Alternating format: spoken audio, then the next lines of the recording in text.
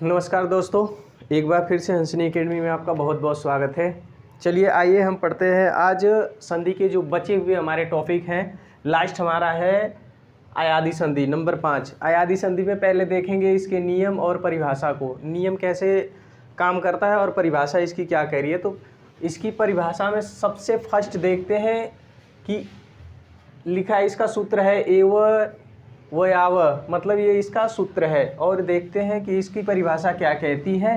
देखते हैं ए और ओ, ये क्रमशः ए है ओ, और ओ के बाद अगर कोई भिन्न स्वर अर्थात इसके जाति का नहीं हो, ना तो वह इसके जाति का हो, ना इसके ना तो इसका छोटा रूप हो या ना इसका दीर्घ, ये तो ऑलरेडी दीर्घ है लेकिन इसका कोई छोटा रूप नहीं हो, और भिन्न स्वर आता है, अगर इससे अलग कोई स्वर आता है, इनसे रिलेटेड नहीं है, तो यह क्रमशः क्या हो जाता है, ए का ए हो जाता है क्रमशः, और ए का क्या हो जाता है, आय हो जाता है, और ओ का अव, और औ का क्या हो जाता है, आव हो जाता है। उसे हम क्या कहते हैं, अयादी संधि कहते हैं। अयादी संधि को पहचानने का सबसे आसान तरीका, इसके शब्द के बीच में क्या आता है, ऐ आय आई औ औ उ आव आदि उक, ये शब्द सारे दिख जाएंगे। कितने नियम इसके हैं, यह 9 नियमों पे कार्य करता है।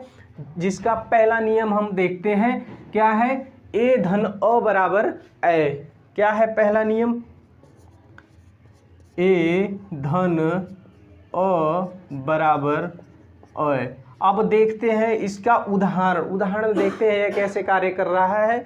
उदाहरण के थ्रू देखते हैं कि खंड करने पे खंड के पहले का लास्ट अक्षर और दूसरे खंड के पहले अक्षर से मेल करने पे अय हमें प्राप्त हो रहा है कि नहीं। चलिए तो क्या होगा, पहला होगा उदाहरण नयन। अब हम इसका खंड करेंगे नयन का, तो क्या हो जाएगा, ने धन क्या होगा,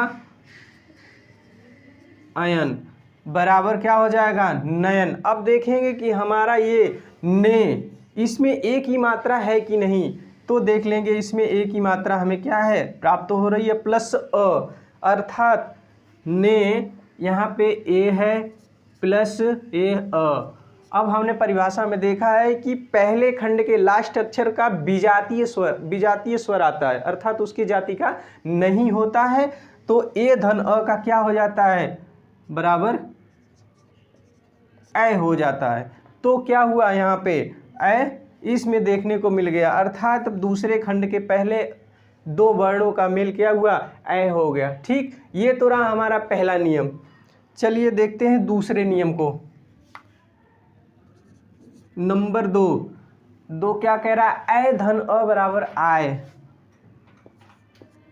ए धन अ बराबर आय। चलिए इसमें क्या होगा, नायक नय धन अक, नय धन अक बराबर क्या हो जाएगा, नायक। ठीक, अब इसमें भी देख लीजिए ए की मात्रा, अर्थात ये ए का दीर्घ रूप है, उसका बड़ा रूप है, ये ए हो गया, और इसका अगर हम बड़ा करते हैं तो बड़ा क्या हो जाएगा, ए। ठीक, चलिए आइए यहाँ पे क्या हो जाएगा, ए डबल प्लस अक, अ से हम इसका अगर योग करते हैं दोस्तों तो क्या हो जाएगा, ए धन अ बराबर आय, अर्थात क्या हो जाएगा, हमारा शब्द क्या मिलेगा, नायक। ठीक, इसी का नेक्स्ट देख लेते हैं,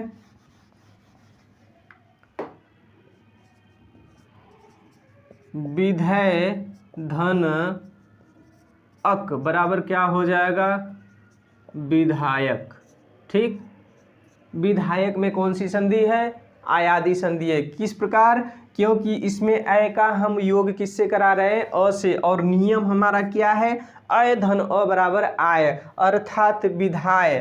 ठीक, यहाँ पे क्या हो जाएगा विधाय, अर्थात तीनों अगर हम सब दोनों शब्द को अमेल करते हैं, दोनों की संधि करते हैं, विधेय धन अक बराबर क्या हो जाएगा विधायक। अब देखते हैं कि पहले खंड का लास्ट वाला अक्षर क्या कह रहा है, अ की मात्रा हो गई प्लस दूसरे खंड का पहला अक्षर प्लस अ। अब ए और अ का अगर योग कराएंगे तो हमें क्या मिलेगा दोस्तों, आय मिल जाएगा, और यह किस संधि के अंतर्गत आएगा, आयादी संधि के अंतर्गत आएगा। ठीक है, आयादी संधि पढ़ने का सबसे आसान तरीका है कि उसके जो नियम है, जो 9 नियम हमने बताया है, इस 9 नियम का बहुत आसान तरीका है कि जिस शब्द के बीच में ऐ आओ आई औ आओ आओ अवी आ जाए वहाँ पे कौन सी संधि होगी, आयादी संधि। या क्वेश्चन अगर पूछ लेगा यचो यवायाव में कौन सी संधि है, तो सीधे आप क्या कहेंगे, आयादी संधि है। यह किस क्या है इसका, ये सूत्र है। सूत्र में यचो यच है ना, एच ये क्या है, प्रत्याहार है, जो माहेश्वर सूत्र के अंतर्गत आता है। इसमें क्या आते हैं, सारे स्वर आ जाते हैं, सारे स्वर आ जाते हैं एचो। ठीक है, इसकी जगह क्या है, एच प्रत्याहार की जगह वयाव, अर्थात अय आव आई औ औ आदि शब्द आए वहाँ पे क्या हो जाएगा, आयादी संधि हो जाएगी। ठीक, चलिए नेक्स्ट नंबर 3।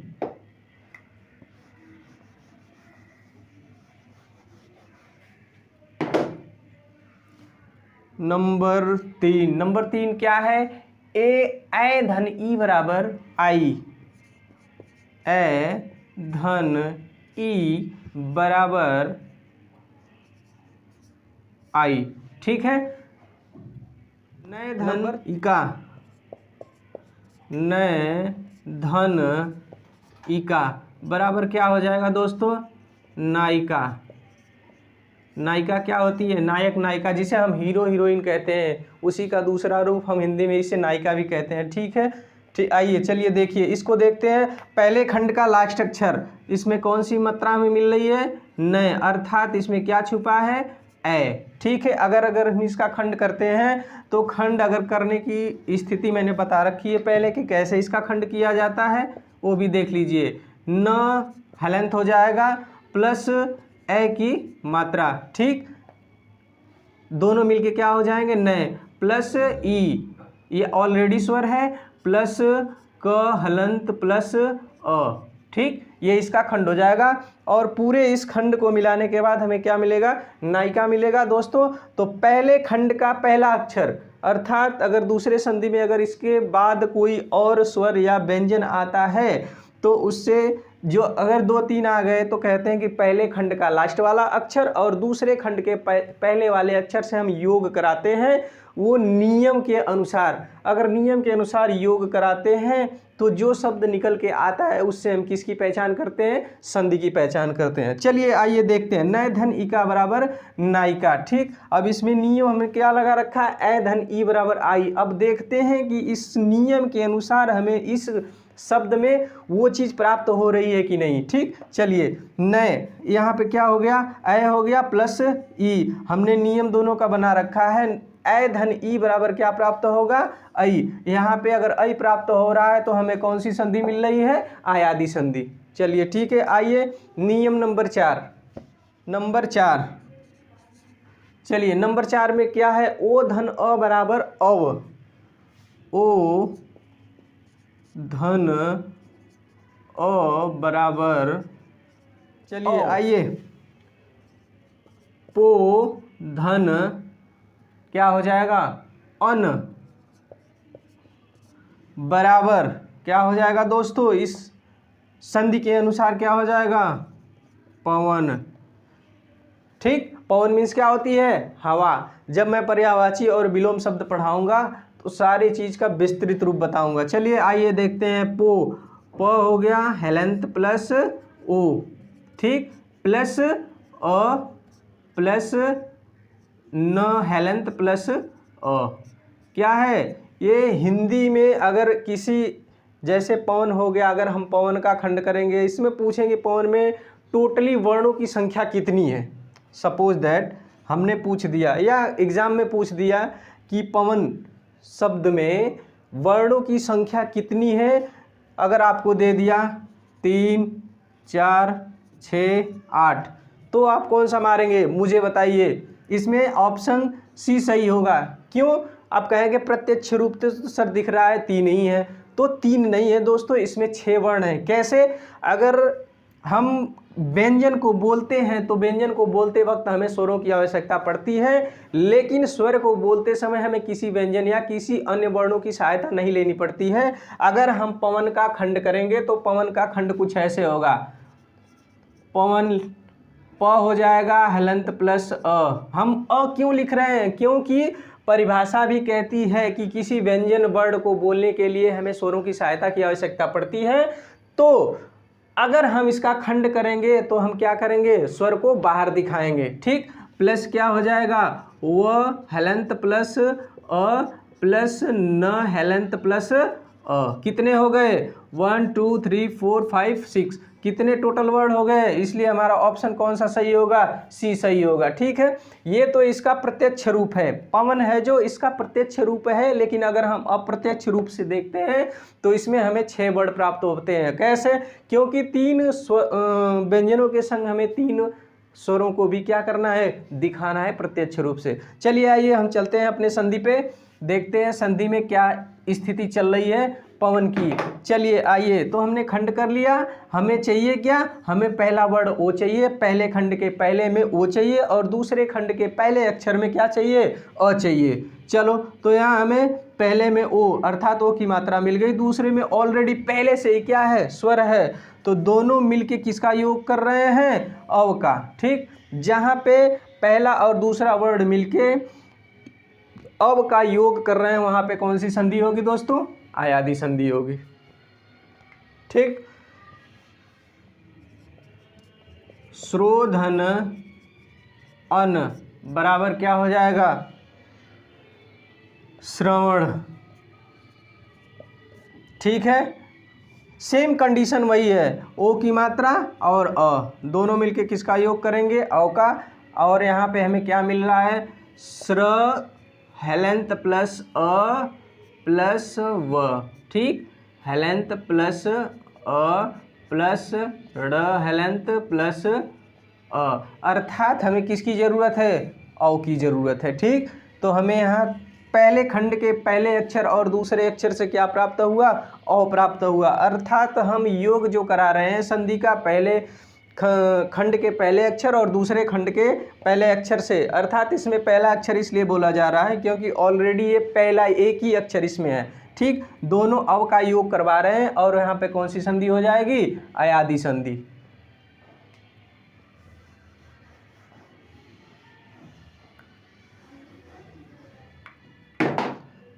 नंबर 4। अब देखते हैं नंबर 5, ओ धन ई का नियम। ओ धन ई बराबर अवी। चलिए उदाहरण देख लेते हैं।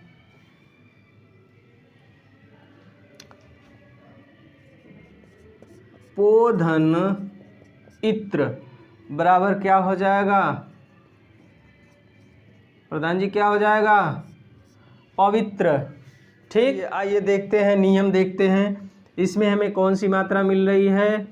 ओ की मात्रा प्लस छोटी ई बराबर क्या हो जाएगा?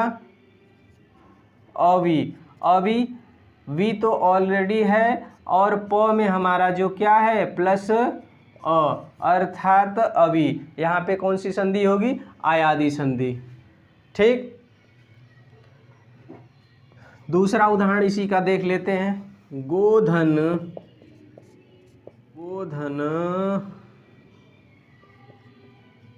इनी बराबर गविनी। क्या हो जाएगा? ग प्लस ओ प्लस छोटी ई प्लस छोटी ई प्लस न। ठीक है, बराबर अवी। ठीक, ओ धन ई बराबर अवी। यहाँ पे कौन सी संधि होगी दोस्तों? आयादी संधि। क्यों? क्योंकि हमने 5वां नियम ओ धन ई बराबर अवी के नियम का क्या कर रहे हैं? पढ़ रहे हैं, अध्ययन कर रहे हैं, तो यहाँ पे कौन सी संधि हो जाएगी? अवि नंबर 5, ठीक। ओ धन ई बराबर अवि अर्थात अयादि संधि। चलिए नेक्स्ट नंबर 6।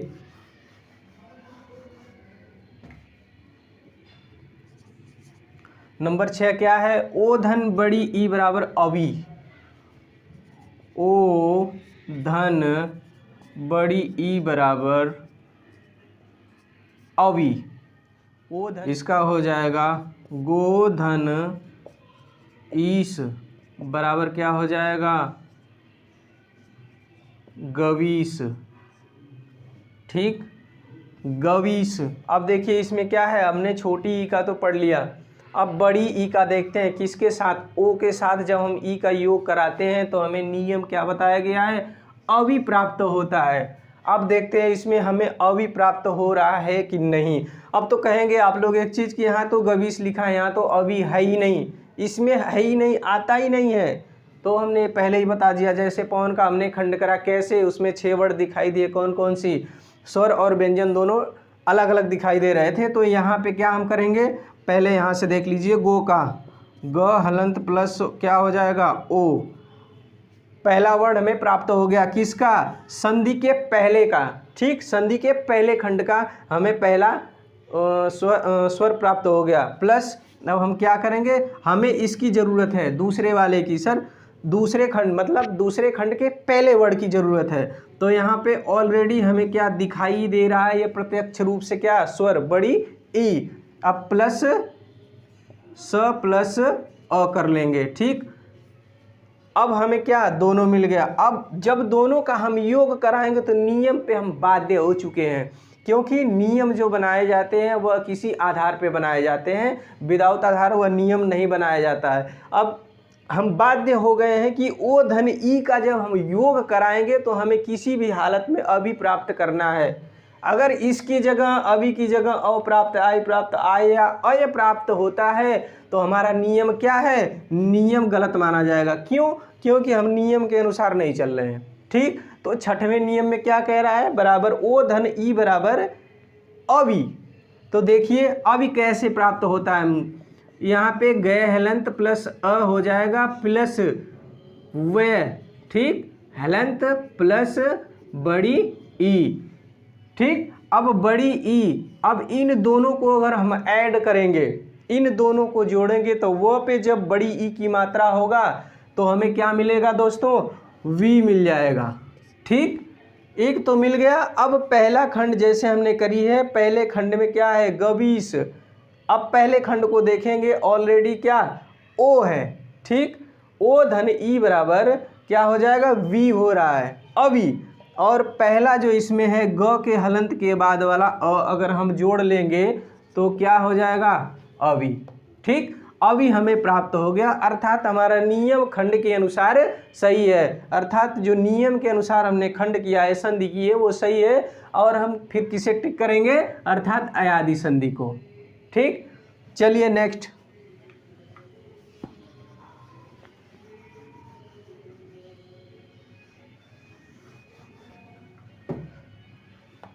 नंबर 7। नंबर 7 में क्या है? औ धन अ बराबर आव। औ धन अ बराबर आव। चलिए हो जाएगा पौ धन अक। पौ धन अक बराबर क्या हो जाएगा? पावक। पावक किसकी पर्यायवाची है शब्द? बताइए किसकी पर्यायवाची है पावक? ये है आग की। अग्नि, आग, पावक, अनल, हुतासन, दहन है ना इसका। चलिए आइए चलते हैं। पौधन अक बराबर पावक। इसमें क्या हो गया? प हलंत प्लस औ, ठीक, प्लस अ प्लस क हलंत प्लस अर्थात अब हमें केवल 2 ही वर्ड चाहिए, 2 ही स्वर चाहिए, हमें ज़्यादा की ज़रूरत नहीं है। और हम इस नियम पे बाध्य हैं कि जब ओ और अ का अगर हम क्या संयोग कराते हैं तो हमें क्या मिलना चाहिए? आव मिलना चाहिए। तो पा में आ छुपा हुआ है प्लस अ, क्या हो गया? पावक। अर्थात कौन सी संधि हो जाएगी दोस्तों? अयादि संधि, ठीक। इसी का दूसरा उदाहरण देख लेते हैं।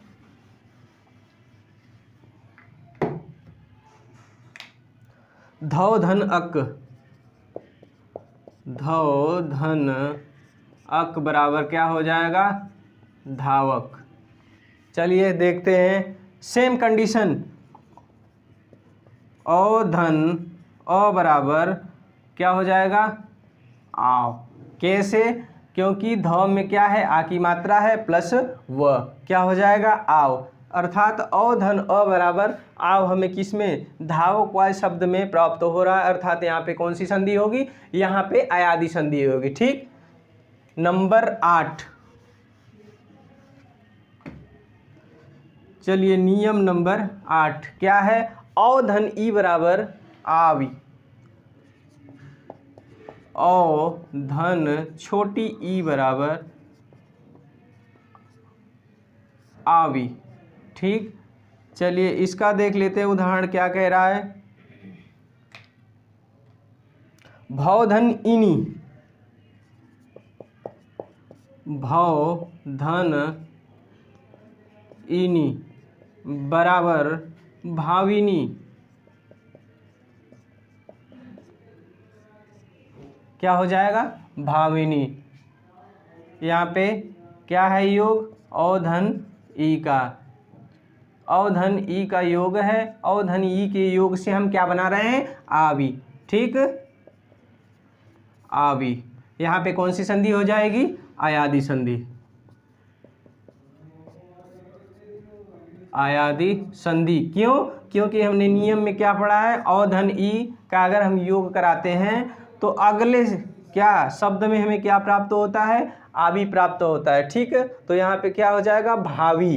भावी का अगर हम खंड कर रहे हैं, भावी का अगर खंड कर रहे हैं तो क्या हो जाएगा, भ धन आ प्लस ये हलंत हो जाएगा प्लस व धन छोटी ई। ठीक, तो क्या हो जाएगा, भ धन आ बराबर क्या हो जाएगा, ये तो भा हो रहा है, प्लस व कर लेंगे प्लस छोटी ई की मात्रा इस पे लगा लेंगे, क्या हो जाएगा, भावी। अर्थात नियम औ धन ई बराबर आवी, अर्थात भावी में क्या छुपा है, अ धन भ धन आ धन व धन ई बराबर क्या हो जाएगा, भावी। अर्थात भव धन इनी बराबर भाविनी। यह किसका रूप है, अयादि संधि का। ठीक,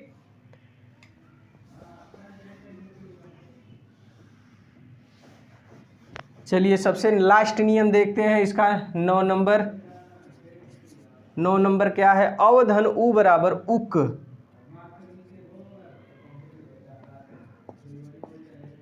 औ धन उ बराबर आऊ हो जाएगा, आऊ। ठीक,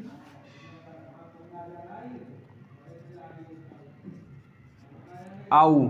चलिए भव धन उक, भव धन उक बराबर क्या हो जाएगा, भाव। भ हेलंत प्लस आ, इसे लिख सकते हैं, बिल्कुल लिख सकते हैं। क्यों, क्योंकि यह नियम के अंतर्गत है। जब हम किसी व्यंजन स्वर का खंड करते हैं, अरे व्यंजन वर्ण का खंड करते हैं, तो स्वर और व्यंजन जब दोनों को अलग करते हैं तो व्यंजन हमारा क्या होला, तो वो हलंत वर्ण हो जाता है। ठीक, और अ क्या होता है, जो स्वर होता है वो अलग अपने स्वतंत्र रूप में हो जाता है। चलिए प्लस वह हो गया, ठीक, वह हो गया, प्लस छोटा ऊ की मात्रा है तो छोटा ऊ की मात्रा यही होती है, क्योंकि हमने व्याकरण में जब स्वर का डिवाइडेशन पढ़ा था तो ऊ की मात्रा जब लगाते हैं तो इस प्रकार, लेकिन जब किसी हम व्यंजन वर्ण पे लगाते हैं तो इसकी मात्रा इस तरह लगाते हैं। यह इसकी क्या है, प्रत्यक्ष रूप, और यह इसका क्या है, अप्रत्यक्ष रूप है। अगर हम स्वर को स्वतंत्र रूप में अगर लिखते हैं तो कुछ ऐसे दिखेगा, लेकिन जब हम किसी व्यंजन वर्ण पे उसे प्रयोग करते हैं तो वह कुछ इस प्रकार दिखेगा। ठीक, प्लस क्या हो जाएगा, क हलंत प्लस अ। अब देखिए हमें क्या आउ शब्द लेना है, तो यहाँ पे अ हो गया, ठीक, प्लस व प्लस ऊ की मात्रा हम क्या करेंगे, इस पे जोड़ देंगे। अर्थात क्या मिल गया, हमें आउ मिल गया। अगर आउ मिला, औ धन ऊ बराबर आउ, अर्थात हमारी कौन सी संधि है, अयादि संधि है। चलिए आज के लिए इतना ही, धन्यवाद।